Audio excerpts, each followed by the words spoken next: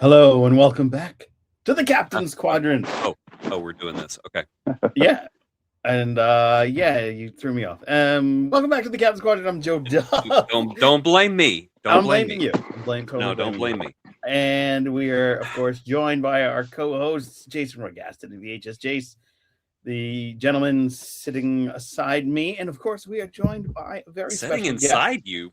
sitting beside me. Oh, I thought you said sitting inside you. I was like, no. Inside me. Ew. No.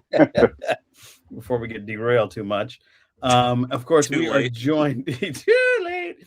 We are joined by a very special guest, actor David Jones, who was literally sitting next to Uhura in this episode. The tribal chief himself. The tribal chief, the goat, the king of kings. I am back. Yes. Welcome back. Get your merchandise today, please. Yes, you can click on the link below and get that merch, that sweet Captain merch. Three of us bothered. At least three of us bothered to do it. Right? Figure that out. Yeah. We're diving into an incredible episode of Star Trek: Strange New World. At least I thought it was incredible. We got a bit of noir. We got Klingons. We got some different spectrums and light vision. It was something to behold. It was something to see. And it was a murder mystery too. So we got a lot going on that he's already the hands up. No. I just thought I would offer you, are you wearing your glasses? You are. I did a synopsis if you like. Oh my goodness, yes, please. Yes, please. Jason Roy Gaston, can you read this? Oh. Okay. Wasn't ready for this. Una is mistaken for a resistance leader and drawn into a struggle against Klingon occupation. This synopsis is as bland as this episode. Oh no! Damn. Okay, first of all, we're not going. IMDb, you're getting really these days. No, I don't know these guys. We are not going to flatten out that synopsis by comparing it to this episode and saying it's just as boring. That was at least funny. Oh wow! I don't know these guys. I don't know these guys. I have some nice things to say about it. I do have some. I do too. Yeah. I love this episode. I was in it. I filmed there. I was there. I had a good time. Well, I guess it's time for us to jump into First Contact. Now, when I click the First Contact, I'm good, right? I don't have to worry about. No, just click the First Contact. All right. Thanks. What were you? You don't know, Joe. What did you do? God, what were you expecting? Was it was like you were going to come back and one of us would be burned to a crisp or something? It's Core's Mind Flayer. No, I just wanted to make sure nothing strange and unusual happened. I don't think that it's going to get much more strange or unusual than it already is. All right, Jason Roy Gaston, kick us off. Okay, so I'm going to be nice. This episode was gorgeous looking. I mean, it was absolutely beautiful. It was like it took place in the Gotham City of the animated Batman series. Yeah. And, I've always thought that black and white and the Vaseline lens is beautiful. And they had some beautiful lighting in this episode. There's one particular scene when Core enters the bar and he's just got that light bar across his face. And I'm just like, wow, this is just like genuine 1940s noir. They took such great. That's not me. That's me. And we had to do that there. And then they put nothing into it. Oh. And I think that is the most disappointing thing. This is not a bad episode. It's not a good episode. This is an episode that exists in an extremely beautiful state. But it's not anything that I'm going to remember, and there is some terrible writing in this episode. First of all, I watched the episode and I thought, did they ever say why this person looks just like Una, or did I miss it? And then I watched it again and it was basically, just looks like you. It's a big universe. It happens. And I'm just like, really? We're going to go with that? Okay, fine. I can excuse that. Did they have to do Uhura this dirty, though? Because, oh my gosh, poor Sia. she was wronged in this episode so badly. They made Uhura look like a complete weakling so many times. And I know, well, she was getting information. Not all the time she wasn't. She looked like she was stepping around like mountains of cockroaches most of the time. Like, oh, oh, oh. And I don't like the way they portrayed her that way. And it's, I don't know, it's just a big nothing burger as far as I'm concerned. Nothing terrible, nothing good. It was just there with. I'm tired of, and it's funny because I've enjoyed this season so far, but I'm really becoming weary of every episode being nothing more than a damn gimmick. Sometimes it works, most of the time it don't. VHS Jason. Preach, hallelujah, Jason, preach. We my simple review of this episode, it was Oh wow. So I think that's one of the main things about it. And this is the problem. If you are going to do a genre and you are going to do basically what they're, I think, calling a homage, but it's not, a parody almost, you better have a good plot. And you just do not have it here. This is one of the most simplest, almost insulting plots that I've watched in a while, because yes, you're basically doing occupation, Nazi occupation. Mm-hmm. You're throwing a bit of Metropolis in there, Flash Gordon, all these type of a very basic concept of a genre back then, and you're mashing it together, but there's nothing there of substance. You talk about who I think the actor, I'm going to give it a tick, because I liked the guy, even though I had to deal with the fact quickly and went, well, he's pretty articulate for a Klingon. But hey, why wouldn't there be articulate Klingons, I mean, did you see Kor in the original series? He was articulate as hell. Yeah, that's right. So he's been consistent. So I'm going to give him a tick. It was really good. But I've got to ask the question, why do they have to make him dumb as fuck? Because there are several times this character in this episode should have been able to figure out what was going on. Because then the episode would have been 10 minutes long. That's right. They had to. They make him stupid because of the plot is thin. But in fairness, they do that to all the characters. Yeah. Yeah. But you're right about, like, that's the big loss of the week, I think. It's the big loss is Uhura. I do not like this iteration of Uhura.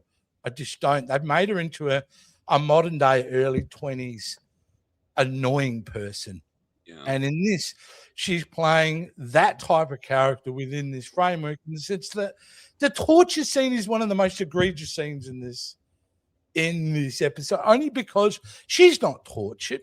She isn't screaming, there are 4 lights. She's minorly inconvenienced. That's really loud. Stop. And when she gets up, the only sense that she was hurt is that I think she tripped over a shoelace or something before she grabbed her bag and left. Which is weird because she was wearing pumps. And all she became was something else that had to be solved. That's all her purpose was. She was an inconvenience for Uhura and Mbenga. And by the way, Mbenga, I know you've killed people before. Do we have to keep doing this every time you get more than a scene in an episode? We get it, all right? You're a dodgy doctor. Dodgy Dr. Mbenga.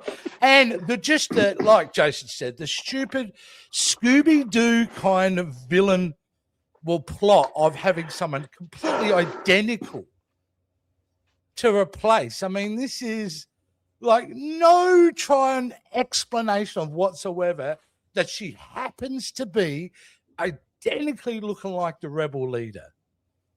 It's dumb and it's lazy, and maybe that plot worked in 1930s, but we are a more evolved audience and we're not fucking stupid. And then finally, it's got to be the whole thing of black and white. This reasoning that this star gives off this radiation, therefore you can't see color, which kind of falls apart the moment you close doors, right, and have artificial light. Yeah. But it's So it's dumb. Like that it only explanation. messes with your perception. Ah, That's all. It's your perception. I'm sorry, grown. But I've got to admit, the only highlight for me, the moment that brought me the most amount of joy, was seeing the man here. Yes, absolutely. Saw you at the bar there. Yeah, it was great. It was awesome. Yeah, you got to hang out next to Celia. Did you get to have a chat to her or anything, David? More with Babs. It was Nice. Babs is actually, he's a very quiet man, but when she opened him up and talk, he actually saw me off camera when we're starting the morning off with my Strange New World shirt on. So I think he definitely think that, yeah, he got them all. Oh, look, he's actually a real fan. I see. Are you taller than him? Because you're a pretty tall dude. So Yeah, I'm 6'1", so we're probably about, yeah. Wow. Okay, cool. Oh, wow. But yes, David was the highlight of the episode for me. Yes. That Tribal it is, chief. again, and I must admit, for David, I don't want you to take that. That's just our criticism of the actual writing, the production, and certainly no reflection of your experience or what you went through. Because I know you had a great time doing this episode. And was it is this the last time that you got to work in the Star Trek space? That's it. That is it. Yeah, that's it. My tenure in Star Trek is over. The way I look at it, it came full circle. I started with Strange New World Season 2 with the Klingons. I end Star Trek with the Klingons in Season 4 on top of Section 31 and Starfleet Academy. It's not a bad way to end it, right? Absolutely, man. Amazing. But I almost was one of those Klingons. That irked me. That really irked me. I could have been one of those Klingons. Really? That would have been awesome. What happened? Union seniority, unfortunately, and David's down here and they're up here, and I'm like, I'm gonna fight you right now. They are without. The production design is first class in this. They spent some money, and that set looked massive. That was the AR wall. So so the bar scene was all the AR wall, and then the planet was actually a place in Ontario here called Hamilton. It was actually at a buddy of mine's garage. So he was messaging me late after he sent me a photo with all the Klingon boxes. He was like, "Are you in this?" I'm like, "Find out next year." That was fun. It was lots of fun. It's just getting to be on those Star Trek sets is an honor, right? You guys would have loved to have been, in Section 30. Oh yeah, I would have. Yeah, I would have kicked my.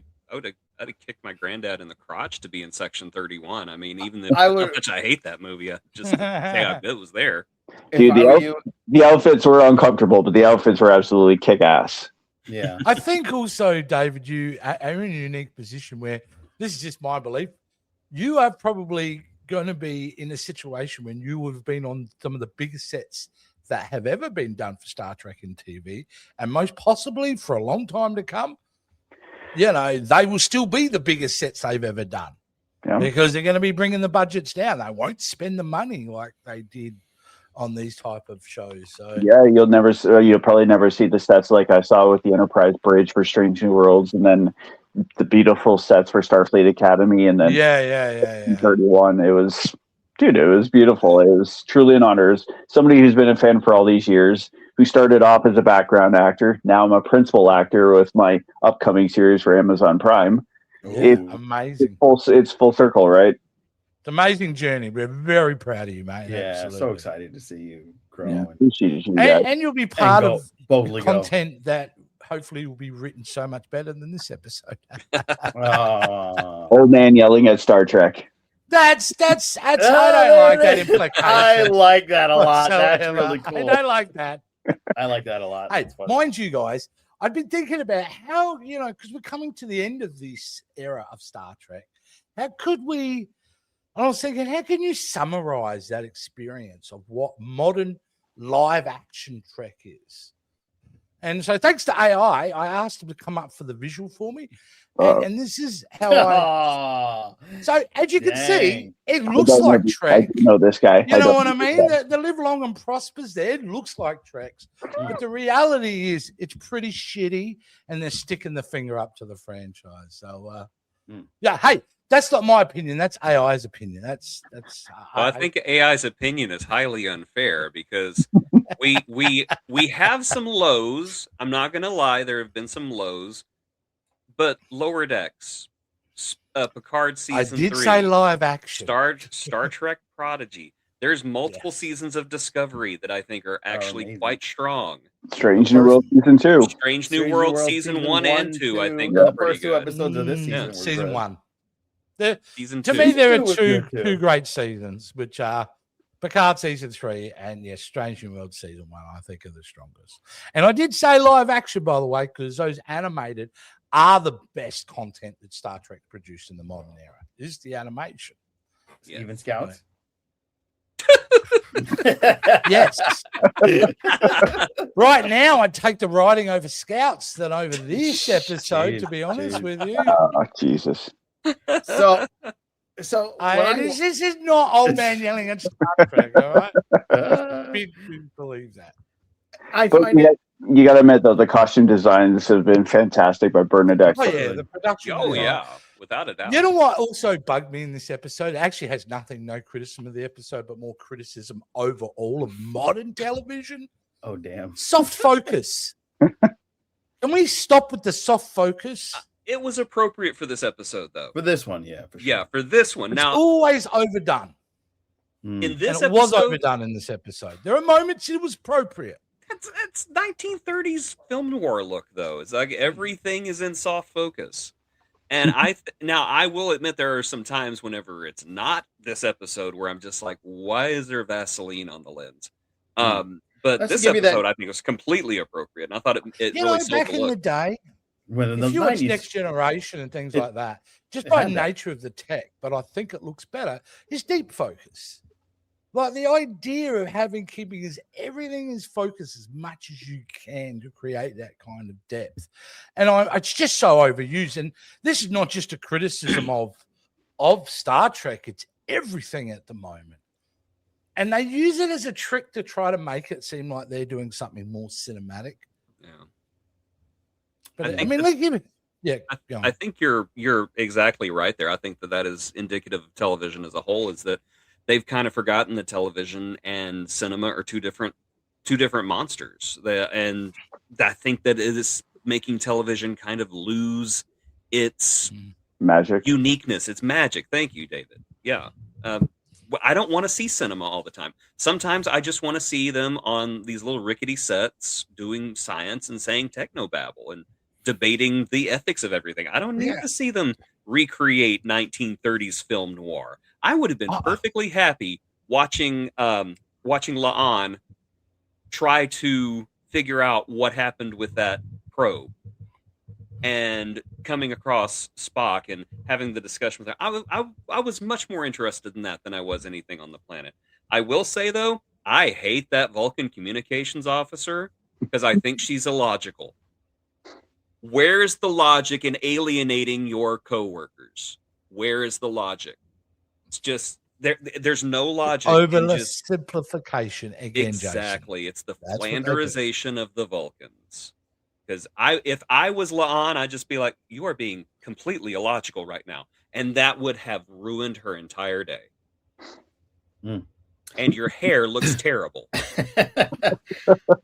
The other problem too, again, it's just like I said this last week, and I feel it more and more and more each week goes by. It's just like we don't have that much real estate left.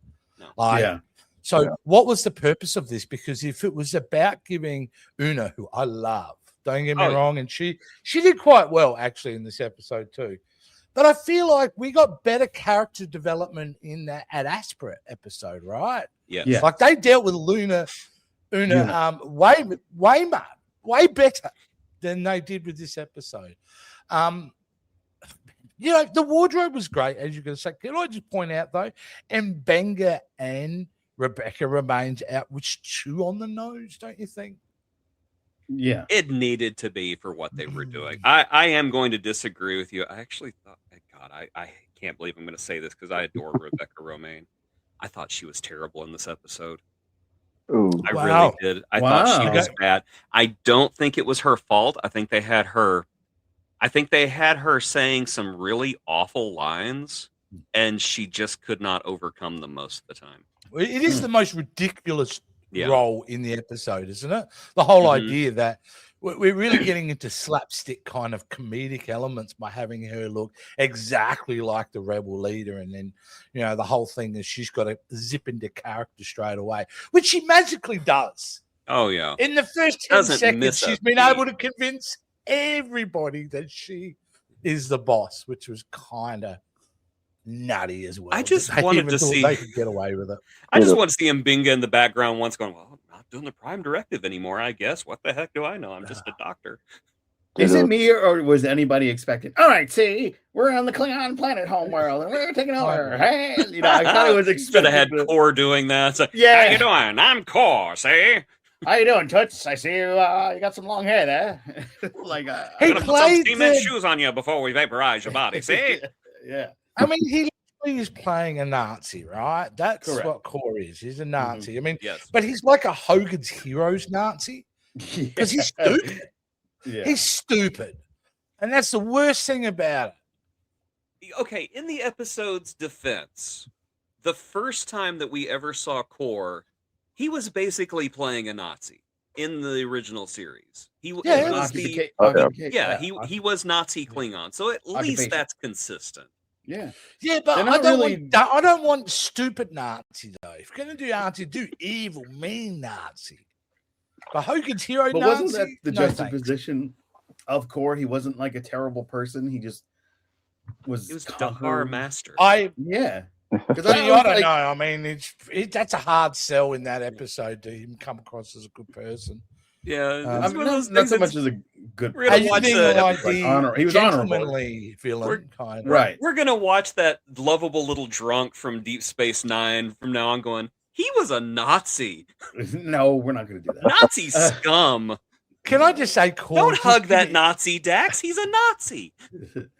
But Can I Dax just was say, then a Nazi Core gave me sympathizer. the. It was like Neelix had fucked Oh, James L. Jones from Oh, Conan no. the Barbarian. What is in your and then, like mind? that was the offspring. That was Core.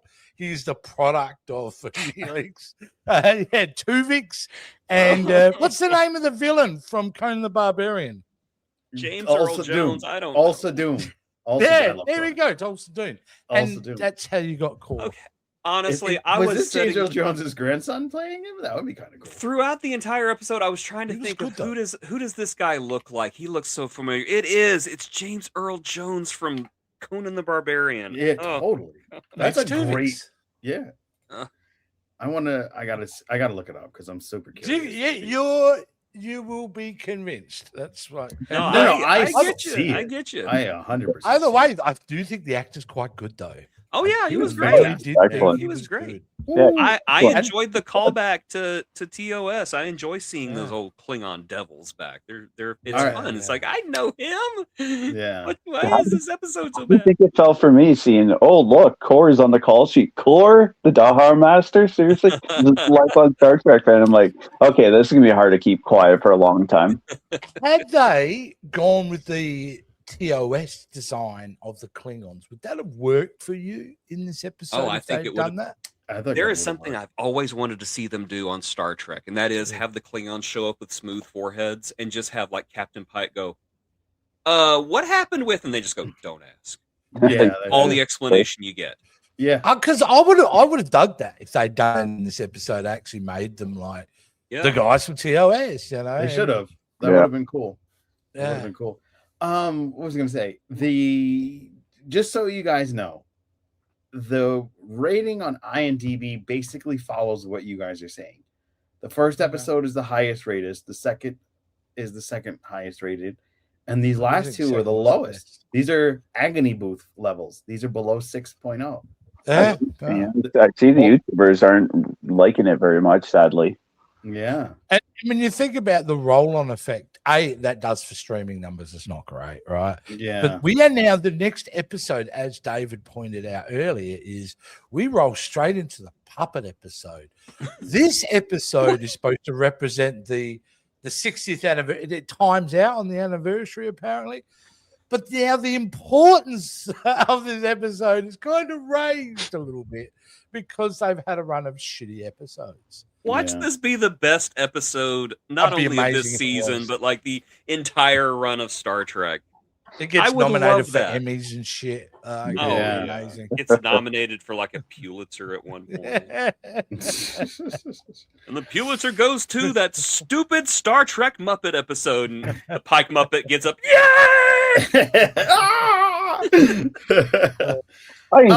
I enjoyed it. They actually gave us real Guinness on sets. So when I saw the prop people, I'm like, they didn't pour the Guinness properly this time. So I went back to them when we were off camera. I'm like, you guys better pour this properly because the fans did not like this in season 3. And they did. Oh, yeah. The entirety of the United Kingdom would have rioted about that alone. Have you noticed, though, that so in the episode where they did not pour the Guinness properly, Pike hires the bartender and then we never see her again. I think he had her killed. Wow. She's in a transporter buffer because that's my other theory here. Mbenga is like the Dexter of He's just Star Trek he's universe. just transporter and he's buffering everybody. Yeah, that's it. Like those little pieces of glass he used to collect. That's Yeah. He's the man-at-arms of Star Trek. Gotcha. He is. I gotta say that in this episode, what I did enjoy is her Una's first mission as her new promoted position. That she did inspire the resistance to kind of take over at the end, and she did set up a really good, funny moment with the guy who supposedly killed her doppelganger, and that was kind of fun to see that guy. Oh no, you set me up! Boom! You know that was a cool part. I'm going to admit that was pretty cool. That was a great that was moment. a good way, yeah. And but unfortunately, it's saturated with so much diarrhea that it's hard to enjoy those moments. That's the problem. Yeah, I mean, it was fun. I enjoyed overall, it. Yeah, and the scene that David had kind of brought up with the Klingons were coming in the room and they were singing was that the Klingon? That was a cool moment. Yeah, yeah. I really appreciated that. There was a lot that it was a fresh enjoyed. way of resistance. It was a fresh way of expressing resistance. Yeah, I had seen before. That's what they told us on set. Yeah. I really did enjoy all of that. So I kind of felt like, it's not as horrible as you guys have it. I feel if we all had to rate it, my rating would come in higher than you guys, but that's okay. Or as Jay says it, boring. And I will admit, I really liked how the lighting worked for Celia. She looked stunning in this, as did Rebecca.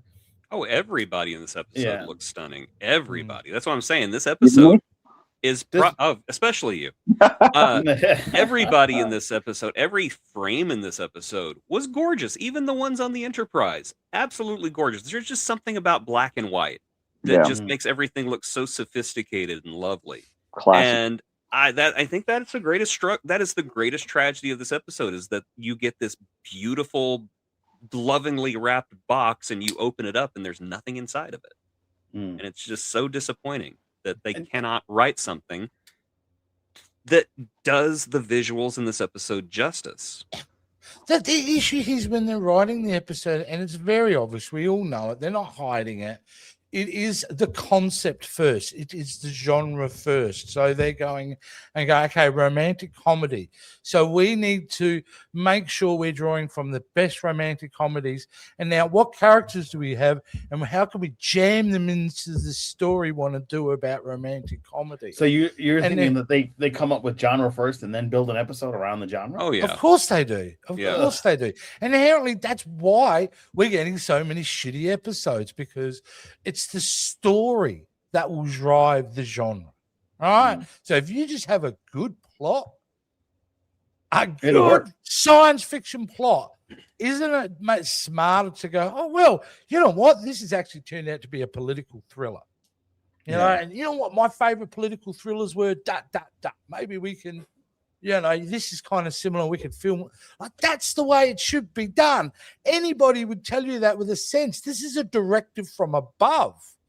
Right. The writers in the room don't want to have to write it that way. I'm sure this is a directive from above. Yeah. And that's inherently what the problem is. And I think it's just so sad because every time Strange New Worlds does Strange New Worlds, I love it. Yeah. When they're themselves, they're authentic themselves, and they are just doing like the first episode, which felt very much like a traditional Star Trek episode. Right. Like, it's just a damn shame.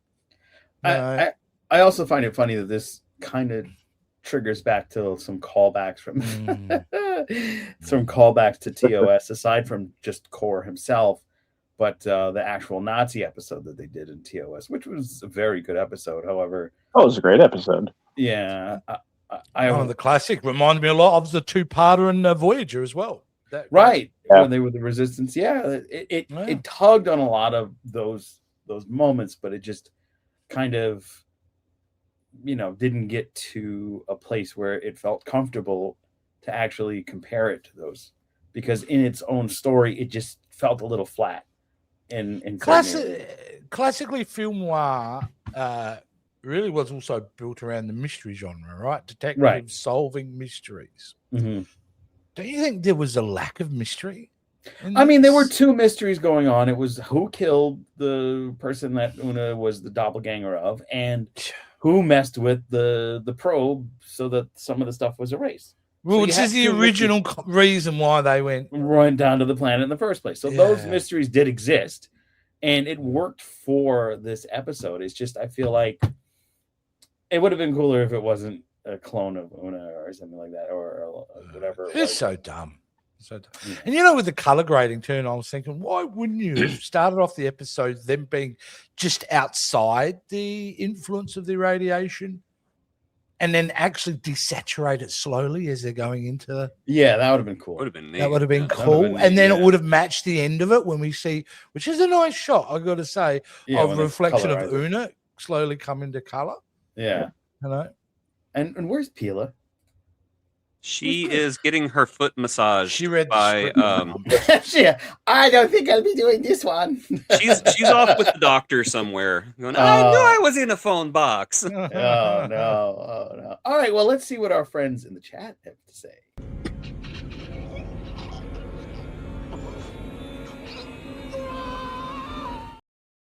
All right, Wes. Hello, Chad. Says it was better than Human Best Friend. That was for sure.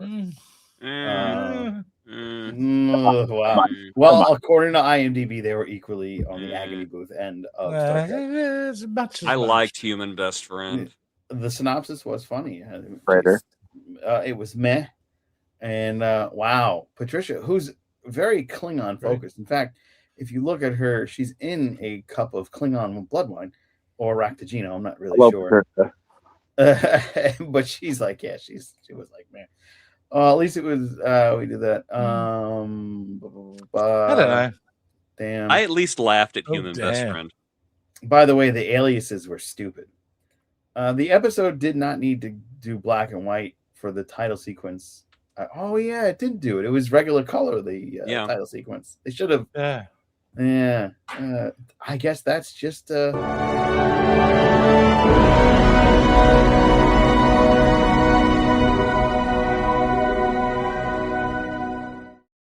would have been a while since we've seen that. I figured it was a good time. It was a good time.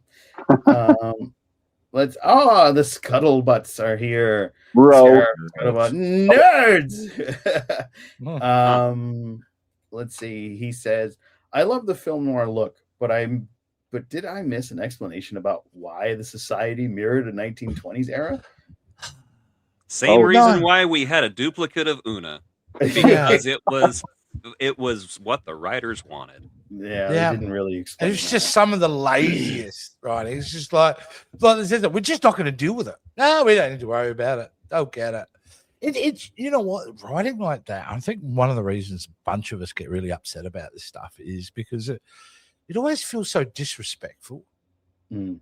Like some of this writing feels like they're literally pissing on the franchise. Ooh. And it's just, guys, you have the opportunity and the privilege to create some wonderful stories.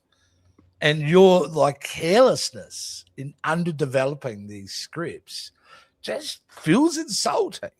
Mm. I mean, they did such a good job, like Children of the Comet.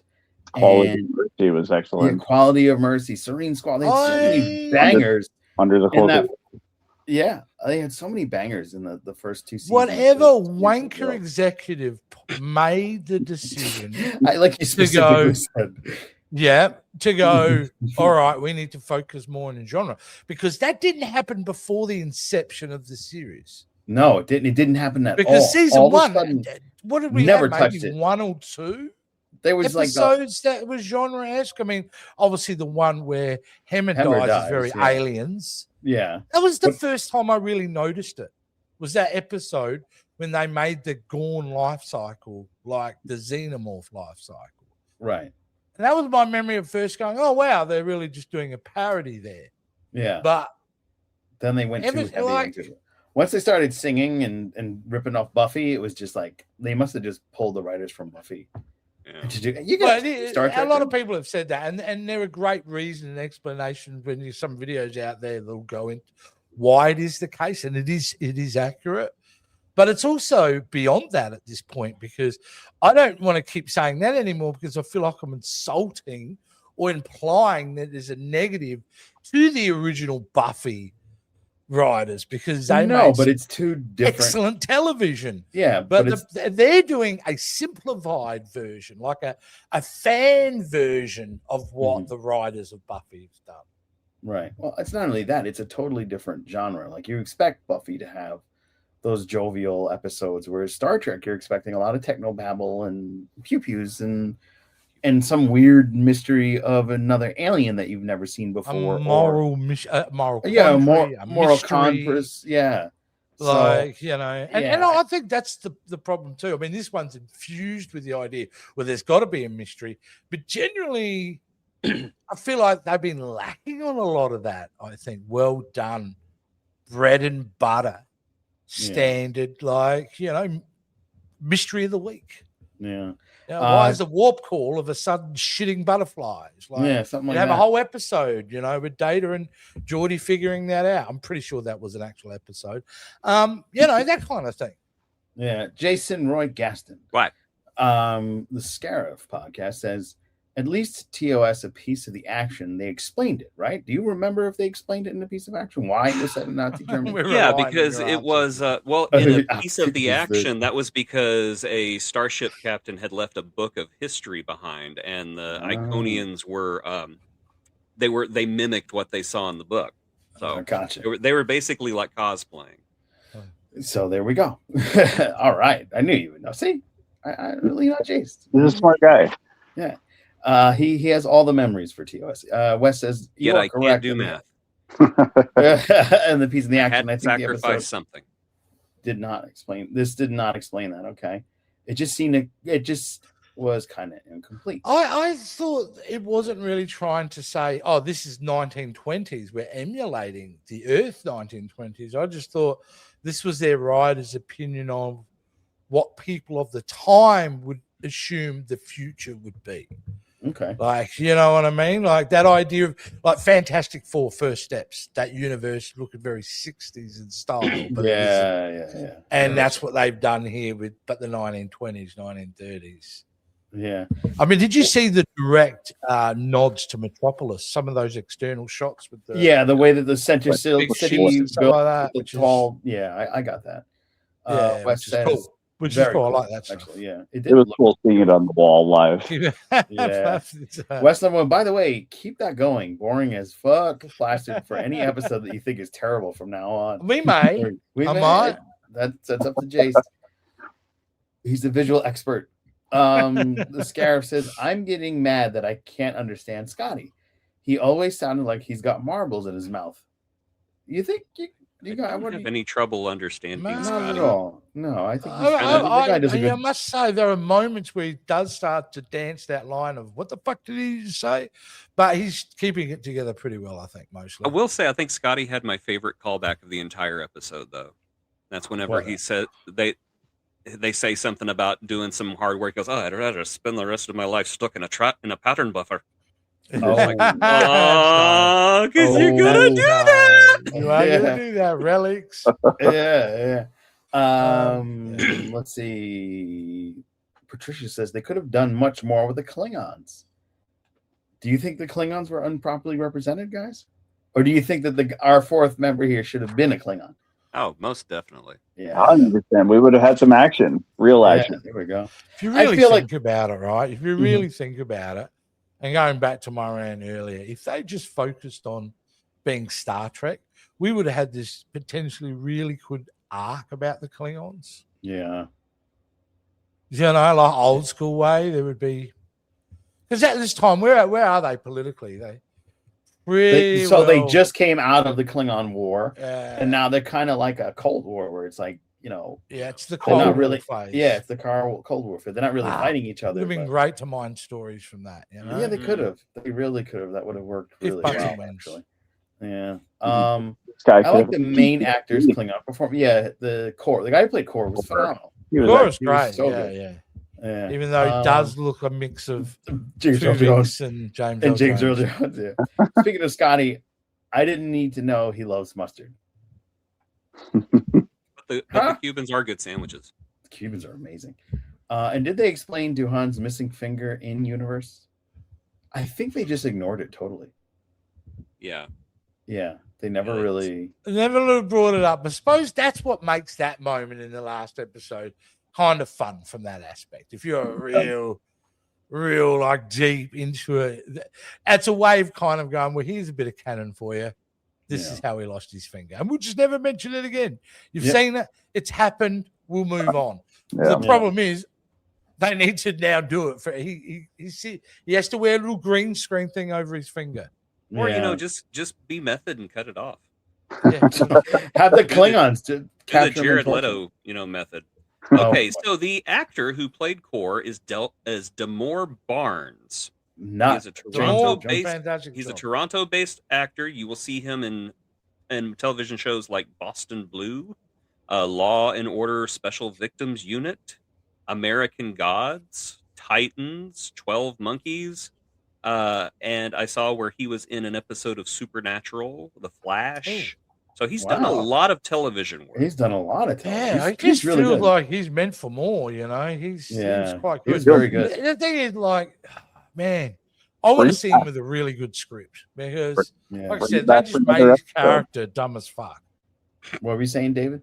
Bring him back for another episode. There's still I mean, Core Yeah. survives this timeline, so they How? have to do it. There's nothing in production. He gets drunk. That's how he survives. Yeah, that's A true. web series made by fans, maybe. Kaveen. So she's in a Kaveen. Karen McLeod, good to see you. Hello, I enjoyed this episode, but I like Casablanca. I love Casablanca's a great movie. And then we got a hello from Holly Mack, our transgressor. Hello, 77795. Holly Mack, so good to see you. Please be sure to send us your Wormholes episode for when we go back off of the debrief. And you too can become a patron by clicking on the notes below, clicking on to Patreon. Go to patreon.com/Captain's Quadrant. And for the low price of $2.99, you get a wonderful, beautiful Captain's Quadrant sticker. You get to choose an episode of the Agony Booth. You get to choose a wormhole. As the tiers grow, you get merch in the end. So it's a lot to get. I definitely think you would enjoy it. So please become a patron. Wes says, I believe the gimmicks to begin with the crossover with Lower Decks. Oh.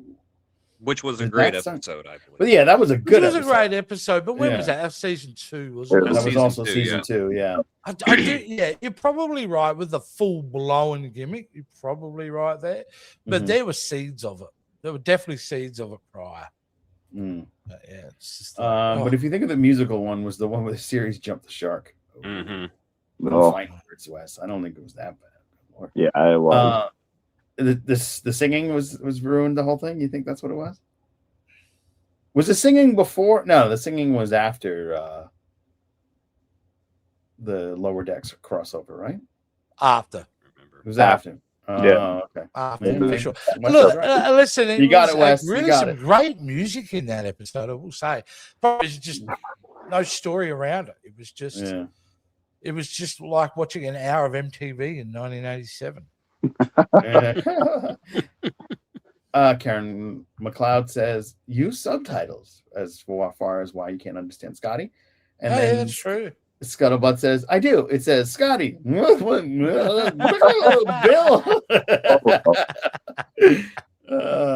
We all need D to play a Klingon. That would be amazing. I like the way you think, bro.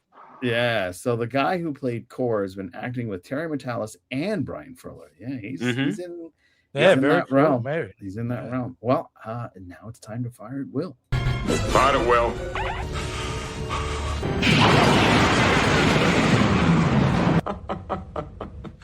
It's time for the three of us to ask a million questions to David, who was in the show, to see what he's talking about and what happened behind the scenes.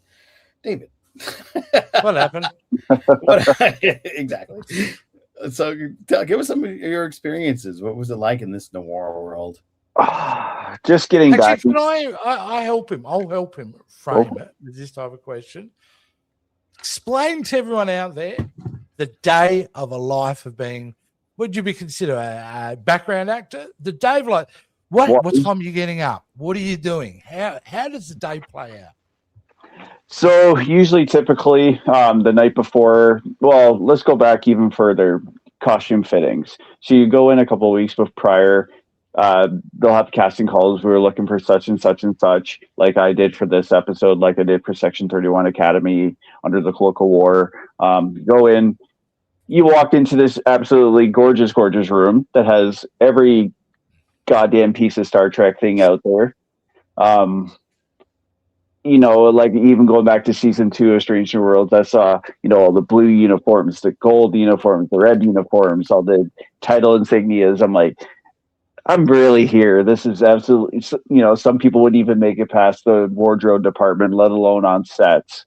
No, I mean, see, I'm a big guy. You let me in the wardrobe, I'm walking out like a ball because I've tried to put suit over suit over suit on. Of course. Nothing to notice here. I'm just going to my car. Exactly. Like that was the ultimate thing for me, let alone just actually make it to the set and seeing all the real actual everything. And there's, you know, the phasers, everything. Absolutely, it's like kid in a candy store. It's like Halloween, Christmas morning. Yeah. I can't imagine that. I reckon it would be like hair standing up in the back of your neck. Yeah. It was like me doing Section 31, seeing Rachel Garrett's costume hanging up and saying, "Oh, look at this!" You know, it'd be hard to keep this a secret. And then actually getting to set the night before, they send you your call times, etc. Then, like some days, like when I was doing other stuff, when I was doing Section 31, we had to be there for 4:00 in the morning because we had to travel to another location to film, you know, the outdoor planet scene for the Terran stuff. So it always varies, right? But when you actually get there, especially me being a lifelong Star Trek fan, I don't want this to end. This was, you know, this episode was 5 days of filming for me. So every day I was there just like, dude, I'm here. This is where I started in 2022, and this is where I'm going to end in 2026. Back in 2022, I was just a background actor. In 2026, like I said, I have my own series for Bell in Canada and the upcoming series for Prime. So it's life finds a way. Yeah, it's amazing. Right. It's amazing. And that the fact that Star Trek has been part of that growth for you, like been an integral part, like almost like a companion along your journey. It changed my life. Without that, I wouldn't have met all you guys. I wouldn't have met, you know, we wouldn't have shared so many fun streams together. And, you know, actually getting to be Under the Cloak of War, getting to see Babs do his thing, here to be on set with Rebecca Romaine. I'm like, guys, you know who that is? That's Mystique from X-Men. Like, we're having the time of our lives. And we're getting paid good money for it. I think technically she still is. Yeah, she's back. We got a movie with her. We got a movie with her coming she's back, up. baby. Yeah. Yeah. I really want her. Not her. I really wanted Babs to throw down with the Klingon again because I know he's a judo expert in real life. I wanted to throw down the Klingon. Yeah, it would have been cool if it was you that he was throwing around. PTSD from that Under Cloak of War episode. I wanted to kill a Klingon. It would be cool if he walks up to David. Hey, David, just so you know, today is a good day for you to die. You know, I'm getting does the idea of Klingons being fascists, is it at all contradictory to their like sense of honor and their political structure? I mean, colonizers. If you really think about it, I don't know if they would be like that. Wouldn't it be more honorable just to kill the enemy and move on? Actually, well, no, they have to occupy the planet. Is that more honorable for the Klingons? Just a general dumb question. Someone will have a good answer. Klingon culture is highly contradictory, and I think that there's a Deep Space Nine episode where Ezri Dax talks to Worf about it, where he says something about he's afraid the Klingon culture, the Klingon Empire is going to fall, and she goes, "Well, you know what? Maybe it deserves to." And then she gives a speech about how basically Klingons are hypocrites. Yeah, and she's not wrong. So yeah, I mean, sure, they could be fascists. They could seek glory. They could do all these different contradictory things. But in the end of the day, they're Klingons, and they think that their poop doesn't stink, I guess. You know, well, the one thing they are also consistent, which I kind of accuse, they are, when it comes down to it, pretty stupid. Like, again, they are. Yeah, they are. And they do that with the TV show, and they did it with the movies. I mean, essentially, the whole plot of Undiscovered Country comes down to the fact that Klingons are just stupid, and they refuse to accept the inevitable. And that's what it comes down to, right? Like the fact that, we don't. And then they have to get help, yet they're too stupid to realize that they should be going in with hat in hand. Anyway. Well, that is without honor.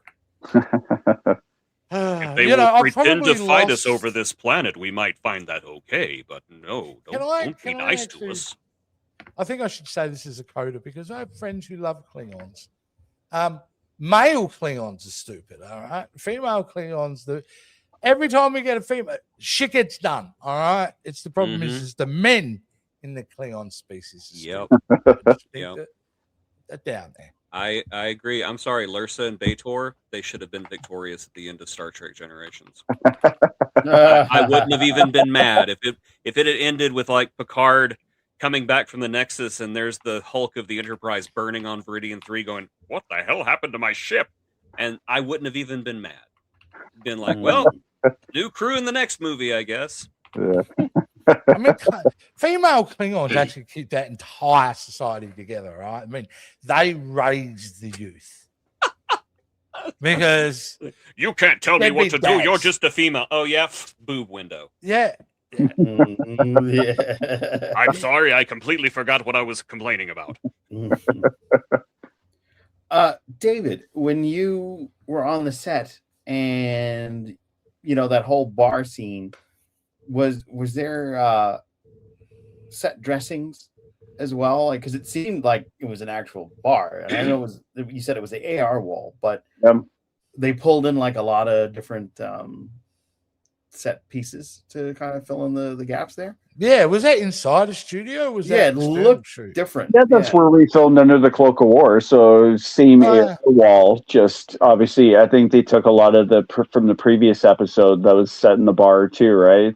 So they just redressed it to look more, like Matar, right? It looked pretty big scale. Like even it's huge. I know what you mean with the AR wall adding the depth, but still, like, even with that, it looked rather large because you can still, if you look hard enough and you pause, you can tell where reality stops and AR starts. Yeah. A good thing is actually, if you guys go on Rebecca Romaine's Instagram page, she actually has the behind the scenes camera shots from the AR wall on the bar scene, so you can see just how large the place actually really is.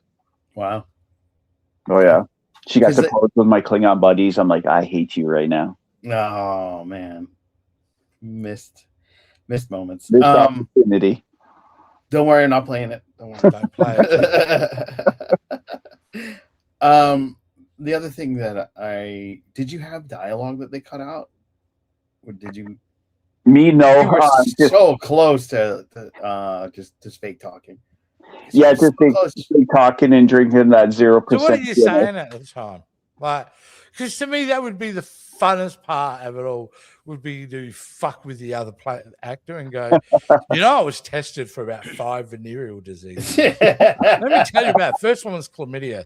Man, that was a shocker. And the other person has to play off that, right? Yeah. You have to do it quietly, of course. Right. Oh, God, yeah. They're on the set. They're like, no talking. Just get that 0% Guinness. Yeah, I can tell you from the stage productions I've done, anytime that we're supposed to turn around and talk quietly, we are talking the most deranged, awful, disgusting things you can think of. And especially if the actors hate each other. We're just like trying so hard to get the other person to break. Yeah. Wow. I had this old woman turn around to me one time and she went like this and she spit out her dentures. I was like, oh God. Wow. Jeez. She won.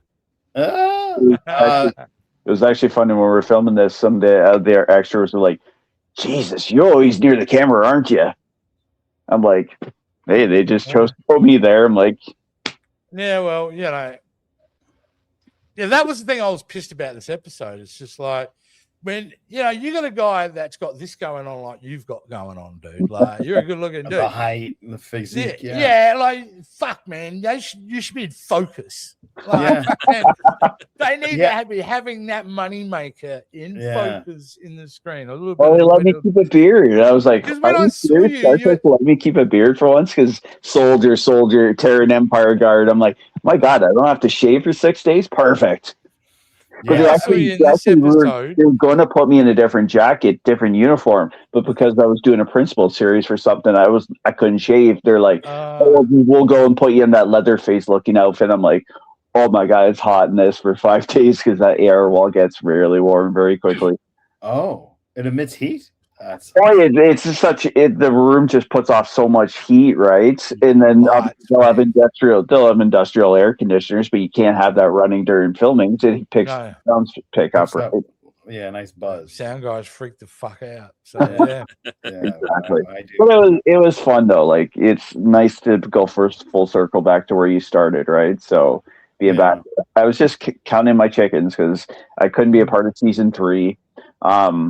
And I know season 5 we're gonna start filming right after. I'm like, this is it. Yeah. Enjoy and it. That's the thing, right? They actually really did 3, 4, and 5 back to back in many ways, didn't they? But they give it a break, but season 4 and season 5 almost went, I think, maybe a 3-week break, and then they went straight into it. Yeah, they had to. Sad. Which is weird because that would be sitting on the shelf at this point, you would say, ready to roll. So I'm surprised they just didn't go, you know what? Screw it. Let's just make season 4 the season. Let's get everybody 16 episodes. This is the way to do it. That would have been nice. Also, David, for everyone, really, we have cast members that are added for next season. Apparently, they're going to make their introductions at the end of this season. Do we foresee some major incident that caused certain characters no longer to be around? I wouldn't be shocked. I wouldn't I think you guys were saying on your previous show, they'll probably save that for season 5.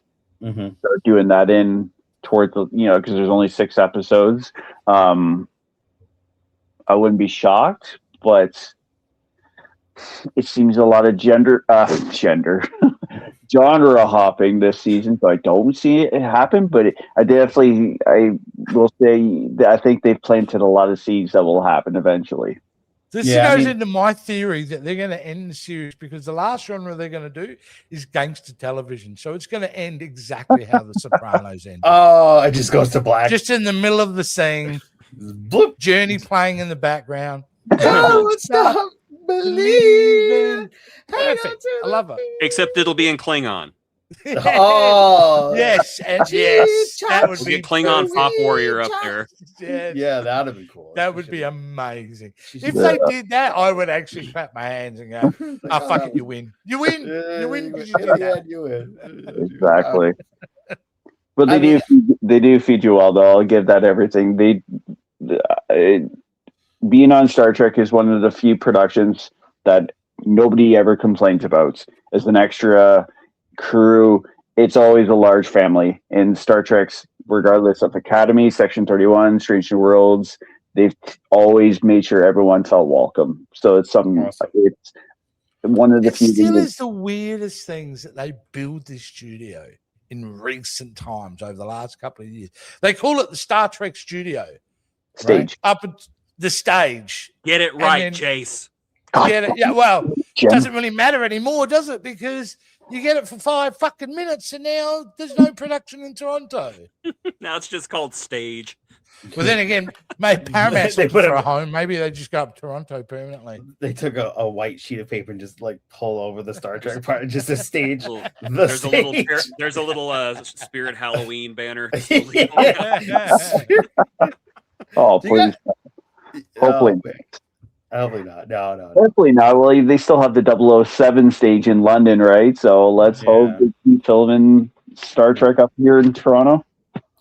I got to say, I'm getting really scared though, guys, about the future of Star Trek right now. I'm really starting to get scared. I because think it's going to be so. I've been much hearing independently. rumors. There's no guguarantees about this film. Hey, There's no Paramount guarantees are not- about the buyout because there's lawsuits Right. going on right now.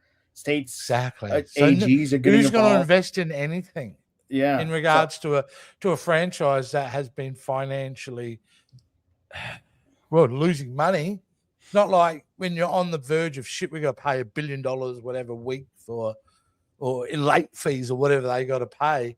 yeah, Like $7 million a day, Yeah. except weekend business days. That's an Every- episode of Star Trek a day. Yeah. A healthy, budgeted episode of Star Trek a day. Oh, yeah. I've seen it. Crazy.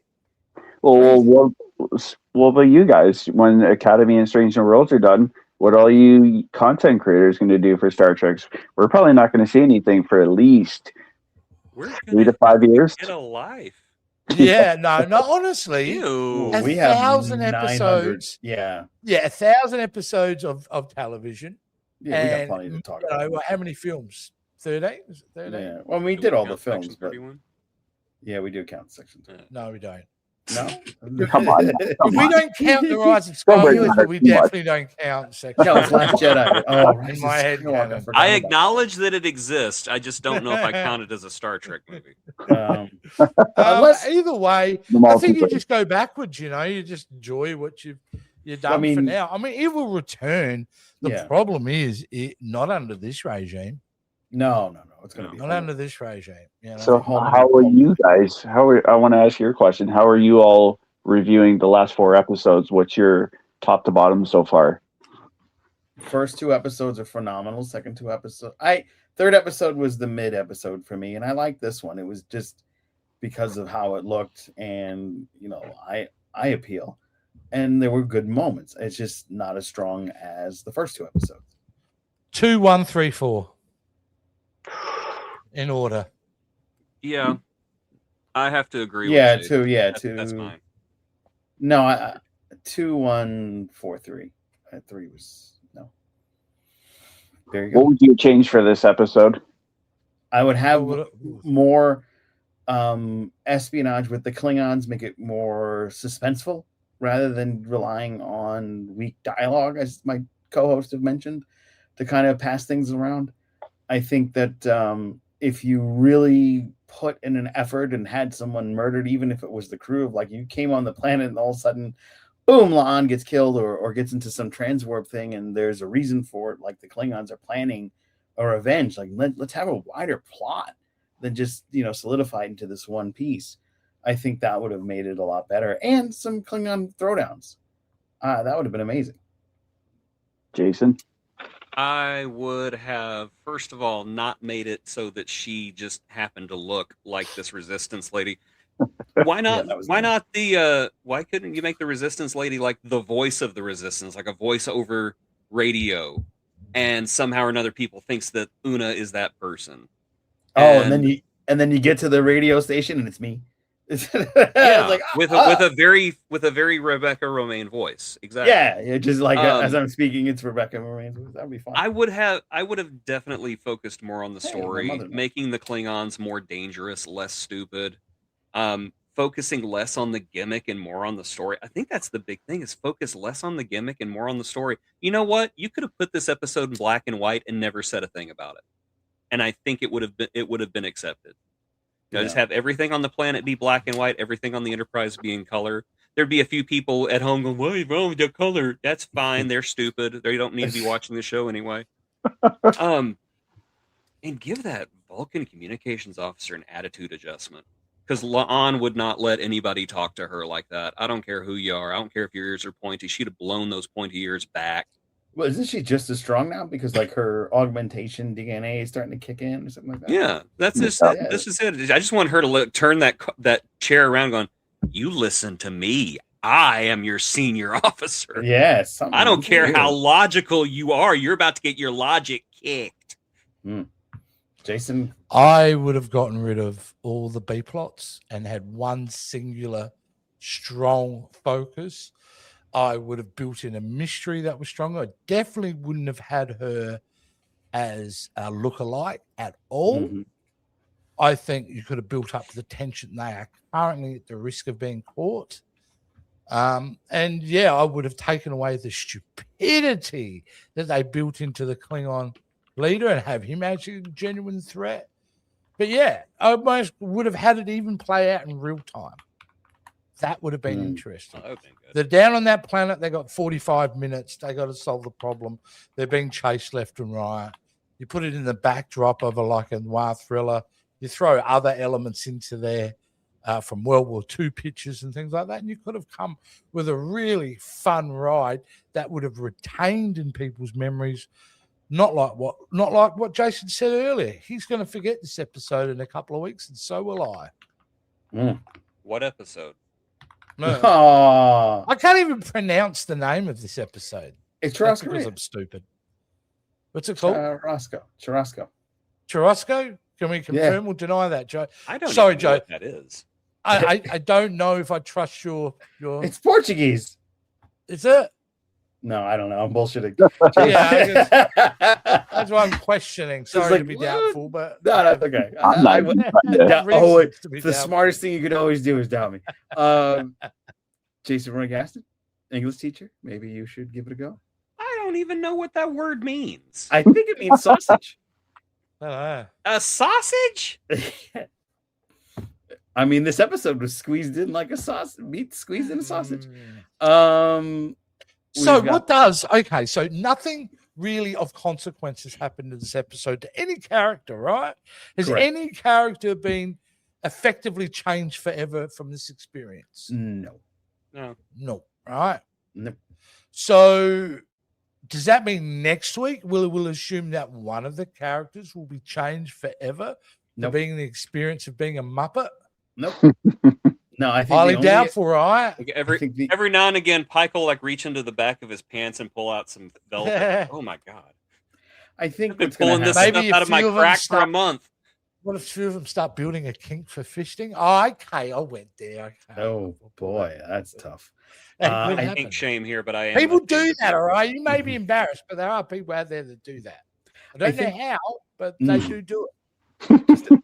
Deep breath and a lot of anyway. I think my favorite pun so far is they do it. So thank you. Oh boy, they do it. Yeah, absolutely. And need lots of loop. They got to go and see P Diddy, right? He's the baby oil. Get that. Oh yeah.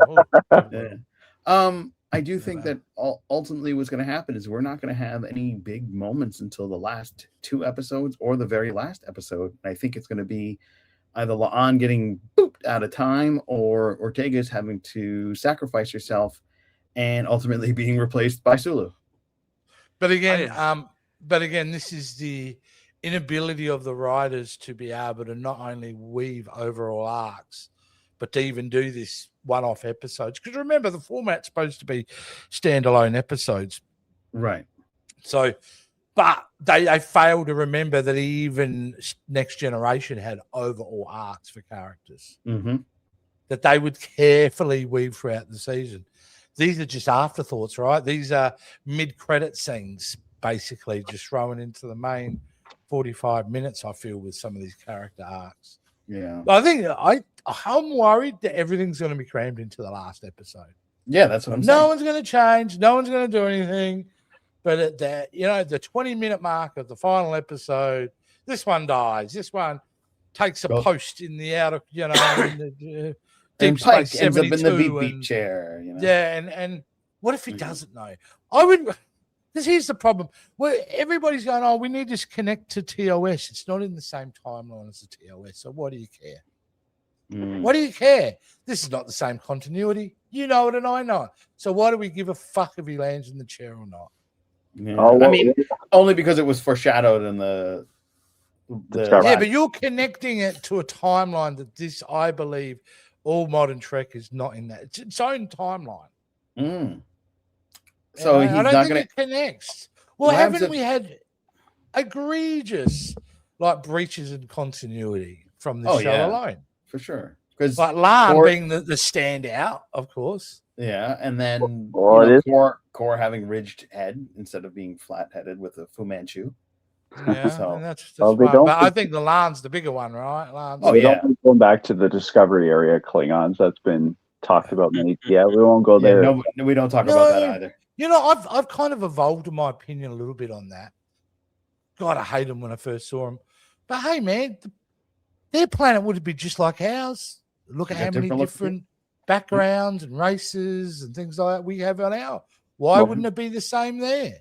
Well, the finale is called Tomorrow's Enterprise. What do you think? Do you think La'an's going to go and do a Tasha Yar and join the future? Maybe. You have to do something. Yeah, but the biggest problem with La'an is people are still going to remember who that bitch was. No, I think whatever it is, they have to erase her from time. That's why I think those temporal people are going to get involved, which is why I think it's Tomorrow's Enterprise. It's not a callback to yesterday's Enterprise. It's actually a callback to Tomorrow, which they filmed in Canada in your backyard, if I recall. Yeah. And I think that those people. Photos. We're always going to use the photos. That's right. I think they're going to literally come to La'an and be like, "Hey, we're going to need you for this," and nobody's going to remember you, and that's it. Or they just don't give a fuck, and they just go, "We're just going to do whatever we want." And La'an ends up being a captain of another starship. Pike never, gets in the wheelchair. He's fine. Well, she's an augment. You think she'll kill somebody accidentally? Oh, that'd be a cop out, wouldn't it? It'd be a cop out because then they'll spend the whole time with the character. Kicking in. You're telling us that she's growing, she's evolving, and she's struggling with these feelings, and then she just ends up becoming the thing that she kind of started as. I don't know if that's good character growth. I like her being booped out. That's what makes it tough about getting rid of her. She's not an easy character to just get rid of. They really wrote themselves into a corner with this one. I think so. And the problem is, none of us are convinced that they can write themselves out of it. Yeah. Maybe they can. I hope they can, but I'm not. If it was on sports, I wouldn't be putting any money down on it. Jason Roy Gaston, what are your thoughts? Oh gosh, this is gonna sound so snotty. I don't care. Oh wow! I just don't care. I don't care if La'an gets booped out of time or if Ortegas lives or dies at this point. If they choose to do it, I hope that they do it well. But I'm not going to sit here and obsess about it every day and wonder, oh God, are they going to do it right? They either will or they won't. It's already been done, and we're just waiting to see at this point. So I don't know. I just cannot get. I can't get up in my feelings right now over something I can't control, is what I'm trying to say. Well, you also, Jason, you've been going through it for 10 years. So, in a way, you should be at that place. I'm not. I will say I am not. But you should be. So that's kudos to you. I do think it's one of the greatest crimes ever done to a franchise is that shift where they didn't give a fuck about continuity anymore. I think it was a big... It's a big part of the component that has been development of the cancer within this franchise. I mean, it's a dying franchise. We can sit here and go, oh, I'm not saying it's going to die, but it is in critical care at the moment. And I think at this point, just make it good, excite people. I don't give a shit what you do at this point. Just like, I don't know. Yeah, I think it'd be easy just to say, "Yep, this is its own timeline. Deal with it, motherfuckers. See you later." I mean, ultimately, I think that's your press conference. And I think ultimately that's what's going to have to happen. And I also think that if the merger doesn't take place, this is a franchise that's going to be put to sale to help pay for costs. Yeah. Disney's going to get their hands on it. I don't think Disney has the money because they lost too much money with Marvel. Maybe we'll make money off of this one. Yeah. The problem is we keep buying franchises, but it's not working, buddy. What'd you say, Jace? If you're Disney, right, you're looking at this franchise and going, okay, what is the future of this franchise? You know, when you buy Star Wars, you go, well, every little kid that's born most of them end up loving Star Wars by the time they're 3. Where is the new generation of Star Trek fans coming from? You know, I watched a lot of footage from Star Trek Las Vegas, and fuck you, anybody went, because I'm still jealous. It looked amazing. I didn't see a lot of kids in a lot of that footage I saw. It's also in a hotel. And that's when I think casino. You've been looking at the numbers. Yeah. I just don't know where the next generation is coming from. I feel like millennials, they're kind of capped at millennials at the moment. Yeah, but they didn't. There's always scouts. But they didn't cater to me when I was a kid in 1996 with the next generation, though. It just had such great writing. It drew me in. The only problem with that, David, is the kids growing up, do they get that experience, though? Do they get TNG, Deep Space Nine, Voyager? They may find it, but it's most likely their initial contact will be with this era of Star Trek. Maybe. And it's whether the new audience will... Maybe they find love for it. Remember the whole prequel thing? Generations going, prequels suck. You got all the millennials just love the prequels now. We got a big uptick, you know, Disney's loving it. You know, Anakin's, thank God he's back in favor. Jar Jar Binks. Maybe the next generation, they do fall in love with the modern era Trek, and that's their in. The problem is, my fear is, we have no statistical information or anything to indicate that's the case. Yeah, you know, even what's his name, Jonathan Frakes, who's been big director and all that in this. That was he mentioned something on his show early on when they started their show about, like, the whole intent was they were hyper aware that their audience was falling away. So they're trying to get at the kids. That's why Staff Shit Academy exists. It exists for one purpose only. And it's a noble purpose to try to bring in new fresh fans. It just didn't work. Yeah. So, and at the same time, they're trying to grab new fans with these concepts that don't work. And in the meantime, the fans that you do have are getting pissed off. Yeah. Are you putting the wrong people in charge then? Yeah. Well, I think that's going to be the easy fix. I got grandkids that love Prodigy. They need to go back to that formula. Star Trek animation is the best animation. I had students in my 4th grade class who was coming up to me going, Mr. Jensen, you like Star Trek, don't you? Have you seen this show, Star Trek Prodigy? I watched it and I really liked it, and now it's gone and I don't know where it's at. I hate science now. Oh, great. You know. I'm going to start doing drugs. Yay! Yeah. But you know, that is all your the fault, answer, Paramount. right? All your fault, Paramount. That is the mistake. Why shut those shows off? Like, that would have been the 2 shows that you could have just kept going. Right. Short-sightedness. That's all it is. Short-sightedness. Some people can only see to the tip of their nose. So, because I always believed if they'd done a season 3 of Prodigy, I reckon that's when it would have really, really kicked off. Yeah. Well, Lower Decks has always been popular. What's that? Lower Decks. Lower Decks. Maybe. Lower Decks is amazing. It's one of the best animated comedy shows out there. I was watching some again last night. Yeah. It's my new comfort show. Yeah. That Deep Space Nine are my go-tos. Yeah. No, definitely Lower Decks. If I'm feeling awkward or a little bit insecure or even just had a bad day at work, definitely, man. Definitely. It is comfort food. Here's an interesting. It's like you like me, everyone else fucking sucks. So I noticed that they canceled what is it?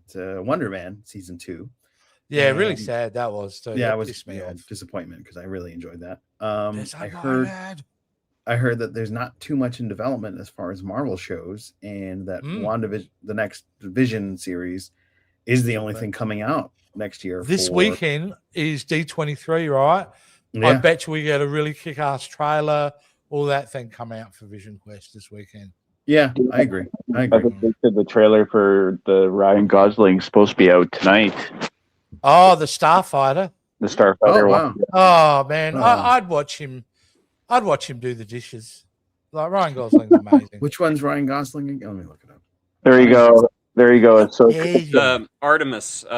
No, not Artemis. Project Hail Mary. Yeah. Oh, yeah. The Nice Guys. Well, there you go.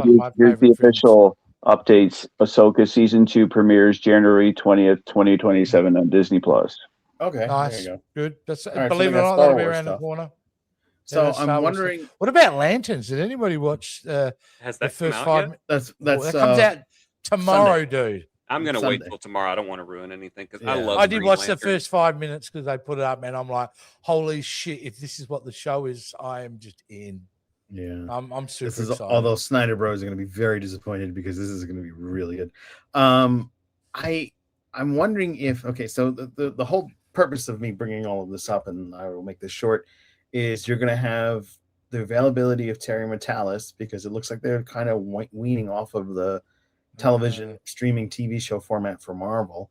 You have a Terry Metalis availability, as well as some of the actors being available because of a lot of cuts in television shows that they were doing at Marvel that could lead us to an opportunity if Disney does buy Star Trek to have Terry Metalis run Star Trek. Yeah, I mean, that would be great. That would be amazing. Yeah. And that would, I hope that's true. I don't see it because I think what it comes down to, what it's always come down to, Joe, is the mighty dollar. Yeah. And I just think we complain about the storytelling with Star Trek and how should be in triage. Mm-hmm. The fact of the matter is it's the finances that are even more in trouble. Yeah. They've got to have a viable business model. Yeah, I think it could be sold for a lot less than. I think Moonves has Moonves led CBS, didn't he? Les Moonves. I don't know. Yeah, it's Moonves anyway. Fuck that guy. That's the guy. Mm-hmm. Fuck that guy. All right, I think that's going to wrap it up. David, thank you so much for joining us this week. Yeah, it was a long show. I just noticed the time, so I'm going to wrap it up.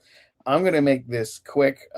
Friends, go and check out the amazing things that are happening at the Trek Podcast Federation. Oh, look how happy you look. Yeah, I'm always happy. Even when I get a bad episode, I'm still happy. Well, hey, at least it's Star Trek. Yes, that means you can go and visit all of our wonderful friends all over the universe there in the transporter room. Breaking Up North, the Undiscovered Podcast, the Letter Deckers that are just having a blast in Las Vegas. Go Duncan. Go Duncan. And you can check out our interview with the other Letter Decker, Gren Hambley. That's available now on this very channel. Shedding Light on Ghost over at To Be Seen, the Jason Roy Gaston channel once again, because why not? It's so nice. You got to mention it twice. You can go watch Jason get really mad at Trek. That's VHS Jace. And Jason Roy Gaston talking about some racists. That was a very good one, actually. I really like that one. It was well done. Of course, you got Random Cinema with Jace and Greg.